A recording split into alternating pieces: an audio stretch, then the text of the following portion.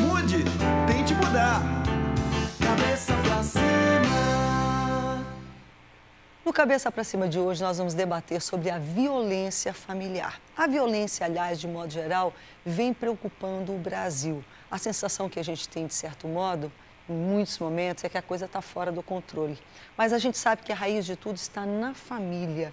E a gente vê também que na família o problema está muito sério.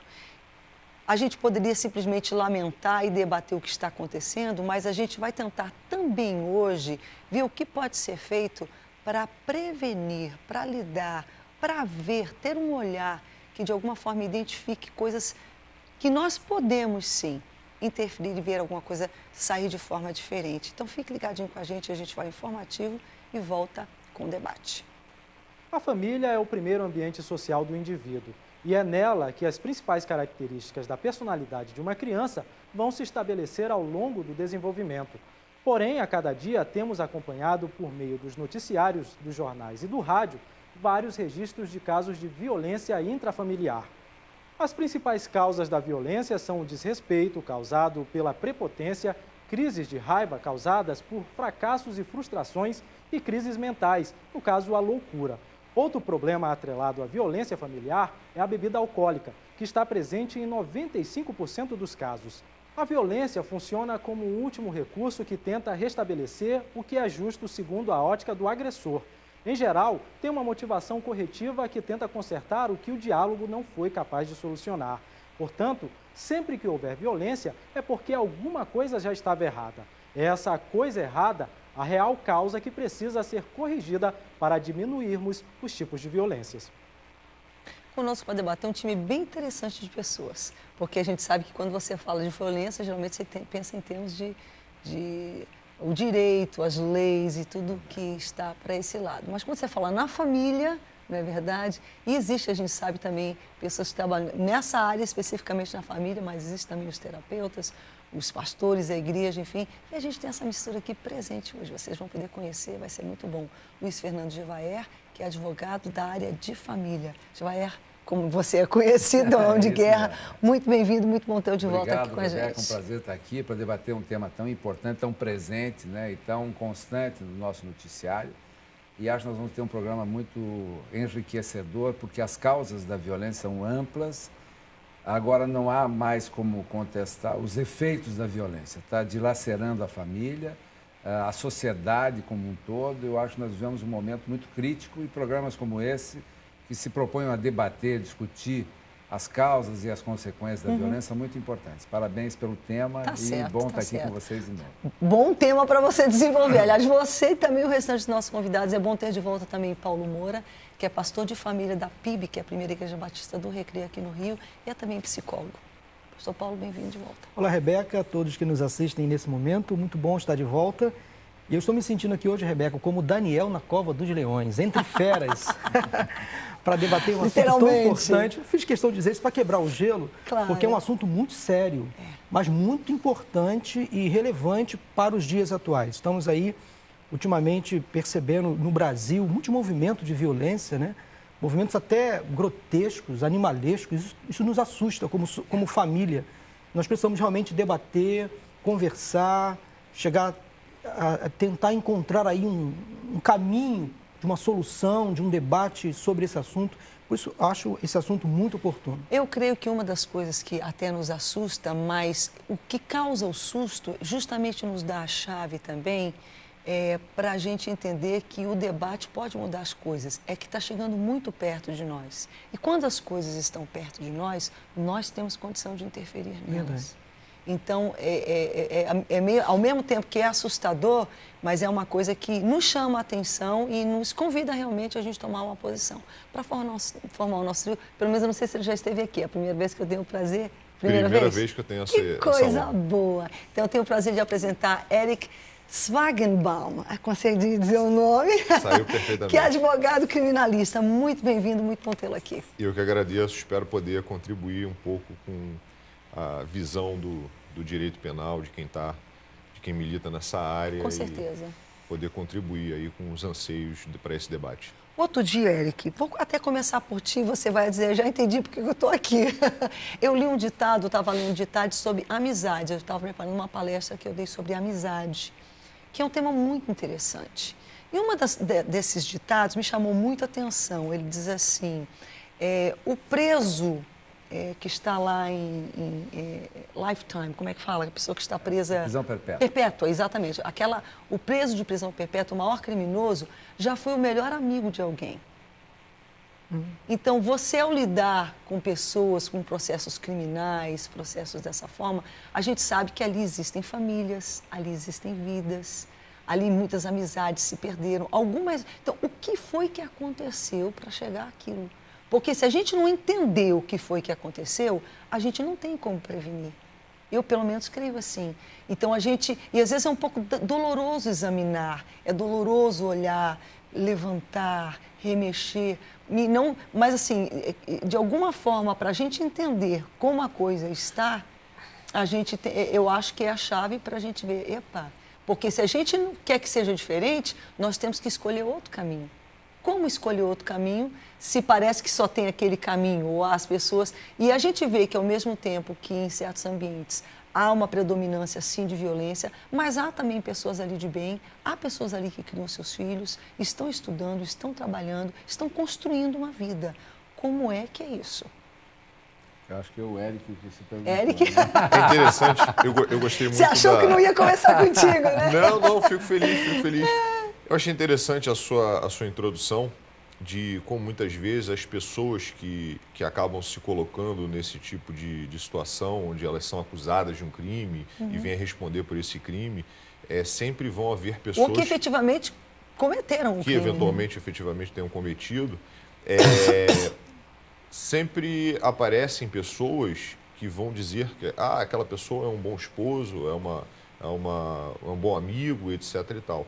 Então é interessante partir desse ponto e ver o seguinte, é necessário a gente afastar um certo mito no sentido de que o criminoso é algo diferente de nós, que ele brota do chão. É o criminoso. Ele é um monstro. É o traficante. Que é um traficante, como se ele fosse um outro ser. Né?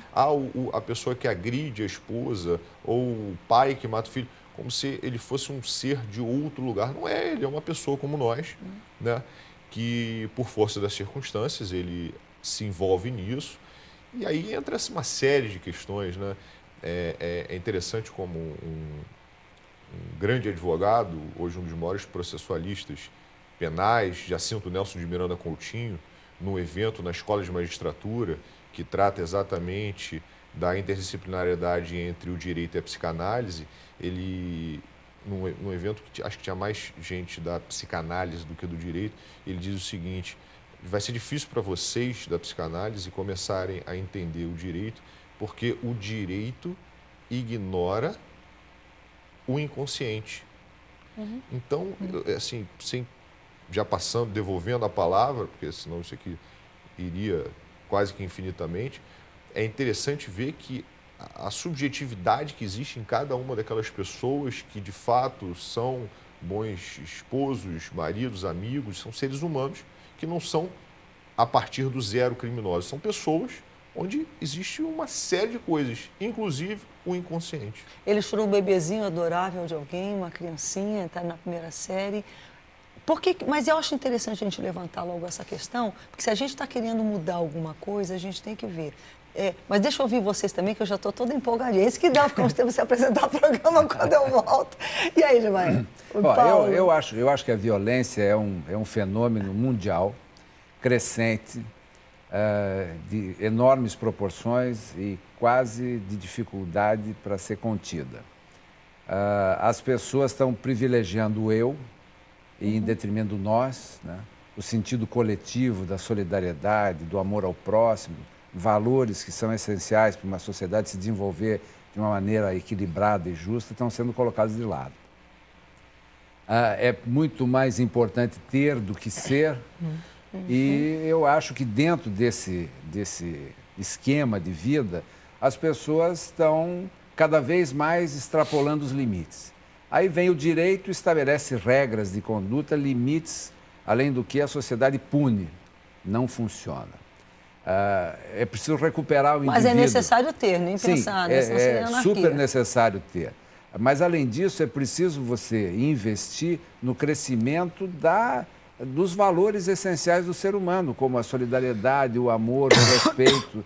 E, nesse ponto, eu creio que as instituições espirituais, religiosas, são as únicas vertentes para recuperar efetivamente o indivíduo e deixá-lo numa trilha de boa conduta.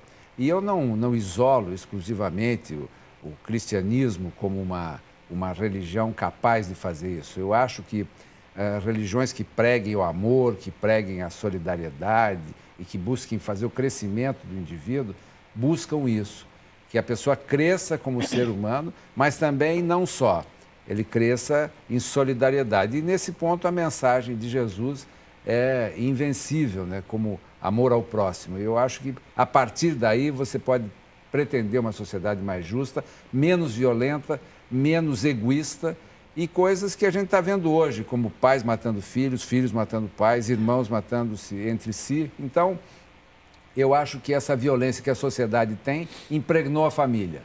E não ao contrário, a família não conseguiu influenciar a sociedade. Em vez de uma influenciar ou contaminar, fica aqui no sentido inverso. E eu acho que é preciso trabalhar a família nos seus valores essenciais, onde é importante ser e não ter, onde é importante você resgatar valores. Os meios de comunicação estão preocupados com o seu poder de influência. Você enumerou uma série de coisas, daqui um pouquinho no segundo bloco a gente vai voltar tentando destrinchar um pouquinho cada um desses elementos. O doutor Gevario foi muito feliz no que ele disse agora. Ele citou vários aspectos que colaboram para essa agressividade latente hoje na sociedade. Ele falou dos meios de comunicação, por exemplo. É apenas uma ponta desse iceberg que a gente está tratando hoje. Hoje em dia, a violência na televisão é coisa aplaudida, da Ibope. Você vê o cara lá se matando naquela luta no MMA, por exemplo, você vibra quando ele tira o sangue do outro. Se bem que isso é uma coisa que sempre existiu. O circo romano lá atrás, Sim. essa coisa da violência, essa coisa de... A gente está voltando lá para a era de Roma, lá na arena, de você vibrar com a morte de um ser humano. Então, está existindo hoje, Rebeca, é uma banalização da vida humana mesmo, né? De você não se importar mais com o ser humano, aquilo que ele sofre, aquilo que ele sente. Recentemente, por exemplo, o caso daquele menino Bernardo lá no Sul, foi morto de forma premeditada, uma injeção letal numa criança, um menino, né? Que já vinha sendo, a gente vê, vítima, mal cuidado, de abandono, exatamente. Tratos do próprio pai, da madrasta, enfim. Perdeu a mãe, quer dizer, um menino com tantas sequelas na vida, a mais, agora, recentemente, alguns dias atrás, esse caso que chocou o Brasil, naquela moça em São Paulo, em Guarujá, que foi espancada até a morte. Você viu? Algum de vocês no jornal observou o vídeo? Alguém? Como hoje todo mundo tem celular? Eu assisti. Eu fiquei tão surpresa, eu vi ontem. Tipo assim, eram só segundos, devia ser uns 6, 8 segundos de imagens, né? Mas foi à luz do dia, na rua. Com crianças. Tinha criança, adolescente, gente de todo jeito, assim, aquela coisa. Eu olhei para aquilo e falei, não posso acreditar que ninguém foi lá, epa, para, se botou no meio, não vai, não. Gente, para, sabe, não houve, ou de repente houve, não sei, mas ali, pelo menos naquele momento, não houve, não há manifestação de que tenha havido, alguém que se colocou na posição para pensar, eu ia querer que fizesse isso comigo? Eu ia admitir que fizesse isso com alguém da minha família? Então, como é que eu quero fazer com alguém? E esses acontecimentos, eles vão se reproduzindo, o efeito cascata. Algumas semanas atrás, em Curitiba, um policial matou a namorada numa via pública, depois deu um tiro nele mesmo e acabou, infelizmente, morrendo. Depois, aqui no Rio de Janeiro, um policial também, policial agora militar, também assassinou a namorada, vítima de ciúme. Quer dizer, o que está acontecendo com a vida humana? Perdeu o sentido? Vamos fazer o seguinte, a gente já tem que ir para o intervalo, mas conforme eu falei, eu gostaria de voltar tocando alguns aspectos, mas eu quero dar de pontapé inicial esse aspecto daquilo que existe dentro de nós. Latente dentro de nós está algo que está lá. O bem está lá e o mal está lá também, não é verdade? E o que a gente vai fazer para lidar Porque quando a gente pensa naquilo que a gente tratou no início do programa, que hoje é aquele que está preso como criminoso, que efetivamente cometeu muitos crimes, já foi um bebezinho amamentado por alguém, mas aquela criancinha também pode ter sido desprezada, ela pode ter sido maltratada. Então, ali, para ela, já começou algum tipo... Então, qual a importância? Que elementos a gente vê? Até porque a gente pensa... A gente vê, por exemplo, o caso do Bernardo.